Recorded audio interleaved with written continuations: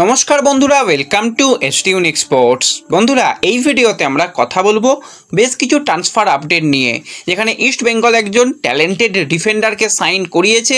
সেই আপডেট তোমাদের সঙ্গে শেয়ার করার রয়েছে, বেশ কিছু ট্রান্সফার নিউজ শেয়ার করার রয়েছে। অস্কার হঠাৎই রেগে গেল কেন, সেই নিয়েও আপডেট শেয়ার করা রয়েছে এই ভিডিওতে।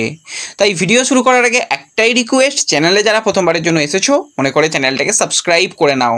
অনেকেই ভিডিও দেখছো কিন্তু ইউটিউব আমাদের একটা জানাচ্ছে অনেক মানুষ সাবস্ক্রাইব না করেই ভিডিও দেখে চলে যাচ্ছ। তো পারলে সাবস্ক্রাইব করে রেখো, তাহলে আমি যখন পরবর্তী ভিডিও দেব অবশ্যই তোমরা সেই ভিডিওর নোটিফিকেশান পেয়ে যাবে।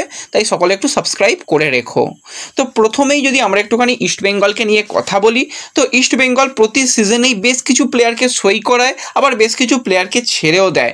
কিন্তু যে একটা সঠিক পরিকল্পনা সেটা কিন্তু কোনো বছরই থাকে না। ওই সই করাতে হয়, সই করালাম, স্কোয়াডে প্লেয়ার আরও বাড়ালাম, কিন্তু যে সেখান থেকে ডেভেলপমেন্ট করে সামনের দিকে প্লেয়ার আনতে হবে সেটা কিন্তু ইস্টবেঙ্গল কোনো দিনই করতে পারছে না। লাস্ট কয়েকটা সিজনে আমরা যেটা দেখছি আইএসএলে আসার পর থেকে।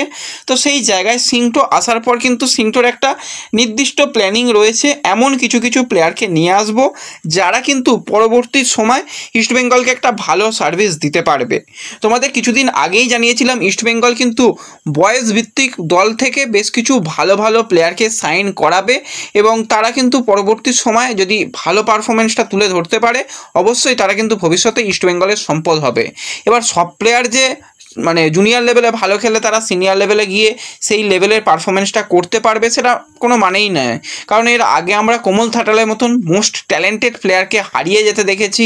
এরকম প্রচুর উদাহরণ রয়েছে, অনেক প্লেয়াররা নিজেদের খেলাটাকে ধরে রাখতে পারে না, তারপর তো চোট আঘাত সমস্যা, একটা টাকার জন্য অনেক প্লেয়ার এমন কোনো দলে চলে যায় সেখানে গিয়ে বেঞ্চ হয়ে যায়, যখন তার খেলার সময় তখন সে অন্য জায়গায় গিয়ে বেঞ্চ হয়ে যায়। তো সেই অনেক সমস্যা রয়েছে। তবুও যেটা আমি বলবো সিংটোর পরিকল্পনা সঠিক পরিকল্পনা, যে অন্তত বয়েস ভিত্তিক দল থেকে প্লেয়ারগুলোকে যদি আমি তুলে রাখতে পারি পরবর্তী সময় তারা ওইখান থেকে 3-4 জনও যদি আমার পরবর্তী সময় সিনিয়র দলে যায় সেটাই পাওনা হবে। তো তার মধ্যেই ইস্টবেঙ্গল কিন্তু একজন 16 বছর বয়সী অনূর্ধ্ব 16 একজন ডিফেন্ডারকে সাইন করিয়েছে। তো নাম খুবই কঠিন নাম, শেষের নামটুকুই বলছি, অভিজিৎ। সেই অভিজিৎকে কিন্তু সাইন করিয়েছে, মোস্ট ট্যালেন্টেড প্লেয়ার অভিজিৎ কিন্তু বলতেই হয়। দিল্লি এফসিতে যুক্ত ছিল, দিল্লি এফসি থেকে কিন্তু দীর্ঘমেয়াদী চুক্তিতে সে ইস্টবেঙ্গলে আসছে, এবং এই প্লেয়ার যথেষ্ট ভালো খেলেছে সাব চ্যাম্পিয়নশিপে। তো মোটামুটি একটা ভালো সাইনিং, উচ্চতা যথেষ্ট ভালো, একজন বল প্লেয়িং ডিফেন্ডার, তাকে কিন্তু সই করিয়েছে এবং এইটা ডিল ডান হয়ে গেছে। আসন্ন মরশুমে তাকে কিন্তু রিলায়েন্স ফাউন্ডেশন ডেভেলপমেন্ট লিগে ইস্টবেঙ্গলের জার্সি গায়ে আমরা খেলতে দেখতে পাবো। এখনও ইস্টবেঙ্গল কিন্তু বেশ কিছু অনূর্ধ্ব দলগুলো থেকে প্লেয়ার নেবে, সেখানে অনূর্ধ্ব আন্ডার-19, আন্ডার-20 দলের বেশ কিছু সদস্য আসতে চলেছে বলেই খবরাখবর রয়েছে।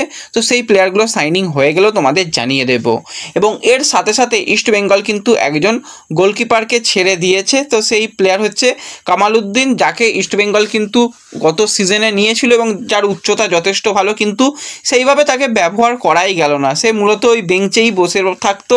এবার কিন্তু সে ইস্টবেঙ্গল ছেড়ে কেরালা সুপার লিগে যোগ দিয়েছে, অফিসিয়াল ডিল ডান হয়ে গেছে, তাকে কিন্তু কেরালা সুপার লিগে দেখা যাবে। এবং কেরালা সুপার লিগে কিন্তু প্রচুর আইএসএল এক্সপিরিয়েন্স প্লেয়াররাও রয়েছে, বিদেশি প্লেয়ার বলো বা স্বদেশি প্লেয়ার বলো। তো কেরালা সুপার লিগ দেখিয়ে দিচ্ছে যে লিগকে কিভাবে নিয়ে যেতে হয়। সেখানে খুব সম্ভবত ভিএআরের কোনো প্রযুক্তিও ব্যবহার হবে বলে এবছরে শোনা যাচ্ছে। আর সেখানে আমাদের আইএসএল নিয়ে অনিশ্চয়তা, মানে কতটা খারাপ ব্যাপার স্যাপার চলছে, আইএফএফ যে কতটা খারাপ করছে সেটা তোমরা দেখতেই পাচ্ছ। এর সাথে সাথে আরও একজন আইএসএল এক্সপিরিয়েন্স প্লেয়ার, 24 বছর বয়সী ভারতীয় সেন্টার ব্যাক সুমিত রাঠি, যেও কিন্তু খুবই ট্যালেন্টেড প্লেয়ার। একটা সময় আইএসএলে মনে হয় best emerging player of the year হয়েছিল। সেই প্লেয়ার বেঞ্চে থেকে থেকে নিজের খেলাটাকে একদম শেষ করে ফেলেছে। এখন তার কাজ হচ্ছে সোশ্যাল মিডিয়াতে ভালো ফটো পোস্ট করা। যাই হোক, এবার কিন্তু তাকেও কেরালা সুপার লিগে দেখা যাবে। সেও কিন্তু অফিসিয়ালি কেরালা সুপার লিগে যোগদান করেছে। দেখা যাক সেখানে যদি ভালো পারফরমেন্স করে আই লিগের কোনো ভালো দলে যেতে পারে তাহলে তার জন্য একটা ভালো পাওনা হবে। তো এগুলো কিন্তু অফিসিয়াল ডিল ডান হয়ে গেছে, তোমাদের সঙ্গে শেয়ার করে দিলাম। এবং এর সাথে সাথে আমরা যদি বিদেশি প্লেয়ারকে নিয়ে কথা বলি তো 31 বছর বয়সী নাইজেরিয়ার সেন্টার ব্যাক পজিশনের প্লেয়ার স্টিফেন এজে যে জামশেদপুরের সঙ্গে 2026 সাল পর্যন্ত কন্ট্রাক্টেড রয়েছে। এবার একটা সময় শোনা যাচ্ছিল যে স্টিফেন এজে সে আইএসএলে নাও আসতে পারে, কারণ তার কাছে মালয়েশিয়ার বেশ কিছু ক্লাবের অফার এসেছে। লাস্ট ইয়ার তার পারফরমেন্স তো দুর্দান্ত ছিল, কিন্তু শেষ পর্যন্ত না, তাকে জামশেদপুর ঘরে ফেরাতে সক্ষম হয়েছে এবং সে জামশেদপুরে এসেও গেছে। আসন্ন মরশুমে কিন্তু স্টিফেন এজেকে জেএফসি জার্সি গায়ে খেলতে দেখা যাবে। এবং এর সঙ্গে সঙ্গে যদি আমরা একটুখানি অস্কার ব্রুজন রেগে গেল কেন সেই নিয়ে কথা বলি, ইস্ট বেঙ্গল কিন্তু বিদেশি পরিবর্তনের চিন্তাভাবনা করেছে। অলরেডি ডিমিকে ছেড়ে দেওয়া হয়েছে, সেই জায়গায় একজন নতুন বিদেশি আসবে। আরও এক বিদেশি প্লেয়ার কিন্তু ইস্ট বেঙ্গল পরিবর্তন করতে চাইছে, তো সেই জায়গাতেও নতুন প্লেয়ার আসবে। তো অনেক তো প্লেয়ারের সঙ্গে কথাবার্তা হয়, একজন প্লেয়ারের সঙ্গে কথাবার্তা বলেই যে নিয়ে আসা সম্ভব সেটা তো নয়। তোমরা সকলেই মোটামুটি এতদিনে জেনে গেছো, কারণ এই সিজনেই যদি তোমরা দেখো জয় গুপ্তা তো প্রথমে চয়েসের মধ্যে ছিলই না, ছিল টেকচাম অভিষেক সিং। যখন দেখছে হলো না শেষ পর্যন্ত সেকেন্ড অপশান জয় গুপ্তার পিছনে গিয়ে তাকে সাইন করানো হয়েছে। তো সেইভাবেই বিদেশি অনেকগুলো প্লেয়ার শর্টলিস্টেড রয়েছে, তার মধ্যে বেশ কয়েকজনের নাম রীতিমতন বাজারে বেরিয়ে গেছে। তো সেই জায়গাতেই কিন্তু অস্কার প্রচণ্ড পরিমাণে রেগে গেছে, কারণ এজেন্ট সে নিজে এই ব্যাপারগুলোকে লিক করছে যে এই প্লেয়ারের সঙ্গে কথাবার্তা হচ্ছে, এই প্লেয়ারের সঙ্গে কথাবার্তা চলছে, কথাবার্তা এগিয়েছে। এই করলে কি হয় বলো তো, ব্যাপারগুলো যেই টাকায় ডিলটা হওয়ার কথা ছিল সেই টাকার অ্যামাউন্ট অনেক বেড়ে যায়। যেইভাবে জিকসান সিংয়ের ক্ষেত্রে ব্যাপার, জিকসান সিংকে অনেক টাকা ট্রান্সফার ফি দিয়ে নিতে হয়েছে, অত টাকা লাগতো না। শুধুমাত্র ওই এজেন্ট মানে এমন খবর লিক করে দেয় বাইরে এসে, তো সেখান থেকে কিন্তু টাকা পয়সার অ্যামাউন্ট অনেকটা বেড়ে যায়। সেই ব্যাপারেই কিন্তু আবারও ঘটেছে, সেই কারণে কিন্তু অস্কার প্রচণ্ড পরিমাণে রেগে গেছে এবং ম্যানেজমেন্টও একদমই খুশি নয় এই রকম ব্যাপার স্যাপার করার জন্য। তবুও তারা তাদের পছন্দ মতন এবং অস্কারের পছন্দ মতন বিদেশিকেই চূড়ান্ত করতে চাইছে।